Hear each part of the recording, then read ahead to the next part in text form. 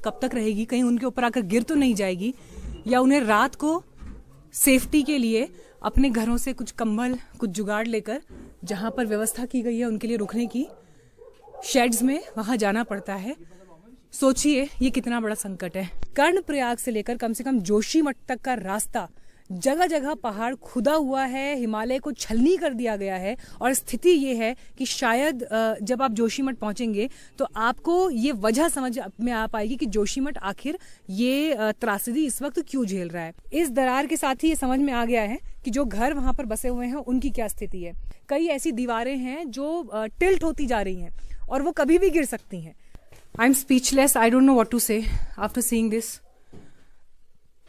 ये जो दरार इस वक्त यहाँ पर मुझे दिख रही है, मेरा हाथ अगर मैं इसको वर्टिकली यहाँ पर अभी डाल रही हूँ, मैं I can move my whole hand inside.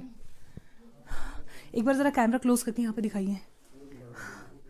I can completely move my hand.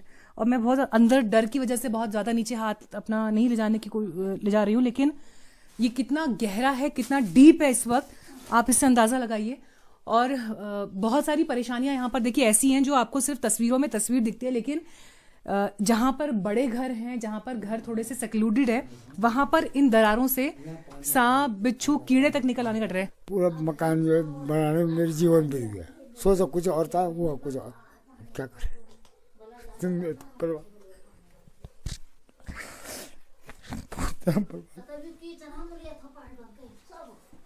न पैसे न अब कुछ है, यहाँ तक नेपाल को देर को सामान निकालने के लिए पैसे नहीं मिल पा।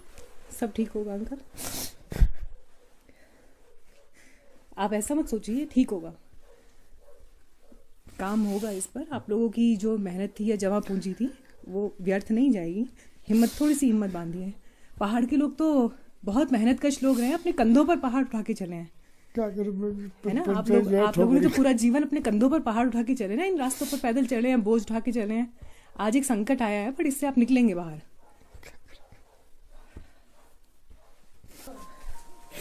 मैं समझ नहीं पा रही हूँ कि इन तस्वीरों पर क्या कहा जाए, क्योंकि जिस घर में इस वक्त दरार है, अगर आपकी नज़र यहाँ मंदिर की तरफ जाएगी तो अभी भी, क्योंकि मंदिर जो स्थान होता है उसको आसानी से घरों में यूँ शिफ्ट नहीं किया जाता है। बहुत कुछ देख समझकर इंसान मंदिर बनाता है, अपने प्रभु को स्थान देता है। लेकिन आज न जाने ईश्वर पर भी क्या बीत रही होगी जब वो अपने सामने धरती को फटते हुए देख रहे हैं। और ये धरती क्यों फटी है?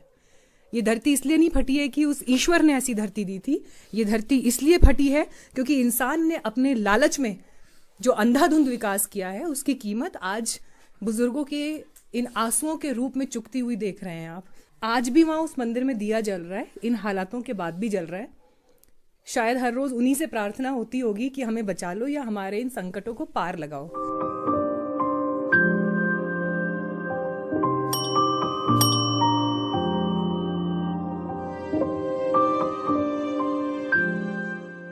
आदिगुरु शंकराचार्य की तपस्थली पर खड़ी हूँ। ये वो धरती है जहां पर जब वो केरल से चलकर आए 2500 साल पहले, 11 वर्ष की उम्र में जब उन्होंने बद्रिकारण्य स्थान को खोजा, तो ये वो धरती थी जिसको उन्होंने चुना तप के लिए, साधना के लिए। ये कल्प वृक्ष जो इस वक्त आप देख रहे हैं, इसी कल्प वृक्ष के नीचे बैठकर आदि गुरु शंकराचार्य ने साधना की थी। 5000 वर्ष से जिस कल्प वृक्ष ने हमारी समस्त सभ्यताओं को देखी है, जिसको देख करके हम अनुभव करते हैं कि ये देखो 5000 वर्ष पुराना है, वो कल्प वृक्ष आज संकट में है। आज कल्प वृक्ष के किनारे देखेंगे आप, दरार पड़ गया है। तो कल्प वृक्ष हमको यहाँ भी दरार पड़ गई है, मुझे दिखा सकते हैं क्या? मंदिर में दरार पड़ गई है, प्लीज दिखाइए, मुझे इस बात की जानकारी नहीं थी। है, अभी हम दिखाते हैं ना आपको। तो हमारे लिए महत्वपूर्ण क्या है ये हमको सोचना पड़ेगा। हमारे लिए महत्वपूर्ण देखिए, जो मिनिमम आवश्यकता है हमारी, खाना पीना, वो तो ठीक है। उसके अलावा रोड ना हो और बिजली ना हो तब भी चल सकता है। लेकिन रोड और बिजली के लिए आप पर्वत को ही समाप्त कर दें, हिमालय को ही समाप्त कर दें, इस पे विचार करने की आवश्यकता है अभी। ये देखिए, ये दरार जो है ये पिछले 5 दिन के अंदर आया दरार है। ये देखिए, ये पूरा आ गया। ये देखिए, ये टेढ़ा हो गया है पूरा। यहाँ पहुंचे हैं, यहीं से दरारों का दिखना शुरू हो गया है। लेकिन आगे बढ़ते हैं। आप सकलानी जी, आप ही हैं? नमस्ते जी। समझ नहीं पा रही हूँ ये कि किसी इंसान का घर टूट जाता है अगर, तो सिर्फ मुआवजे से उसकी भरपाई कैसे होगी, ये बात समझ के परे है। ये पूरा हिस्सा जिस पर आपकी नज़र इस वक्त जा रही है, ये पूरा हिस्सा आपको देखिए बिखरा हुआ, टूटा हुआ, खत्म हुआ दिखाई दे रहा है। लोग ये बोल रहे हैं कि 1 साल पहले हल्की दरारें आनी शुरू हुई थी और उसके बाद से देखिए पूरा घर जो है, इधर भी जो है दरारें हैं। अच्छा, यहाँ पे भी कितने परिवार, 3 परिवार रहते हैं? अच्छा, 3 भाई हैं आप लोग, 3 भाई आप लोग यहाँ रहते हैं जी। आप लोग इस हिस्से में रहते हैं?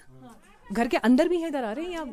ठीक है, एक सेकेंड, चलिए अंदर चल के देखते हैं। वो दिखाना चाह रही हैं। ये तो देखिए बाहरी हिस्सा तो पूरा ये क्रैक्स और पूरा, अच्छा वो ये दीवार तो मतलब मुझे लग रहा है तो पूरा, हालांकि अंदर वाला स्ट्रक्चर जैसे अमूमन हमारे गाँव में पहाड़ों में बनता है घर, ये उस तरह का स्ट्रक्चर है, पत्थर यहाँ अंदर लगाए हुए हैं और ये काफ़ी मजबूत कंस्ट्रक्शन माना जाता है पहाड़ों के हिसाब से।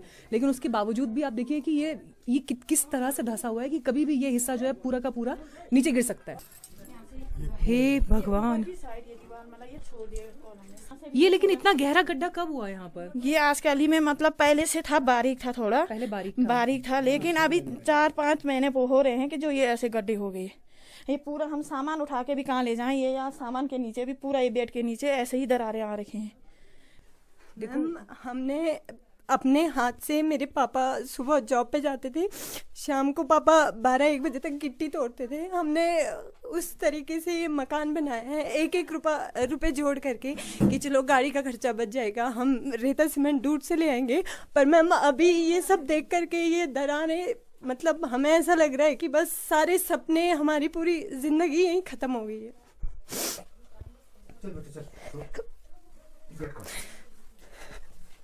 अभी मतलब हम लोग बोल रहे हैं, दिन भर इधर उधर काम में चल जाते हैं, लेकिन कभी जब अकेले रहो तो खुद पे रोना आता है कि हमारे साथ ऐसा क्यों हुआ है।